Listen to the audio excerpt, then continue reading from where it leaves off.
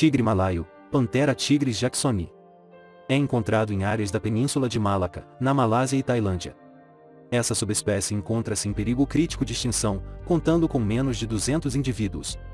Tem uma pelagem alaranjada com pelos brancos em face, ventre e patas que se misturam às listras pretas. Podem pesar até 130 kg e medir até 2,40 m de comprimento.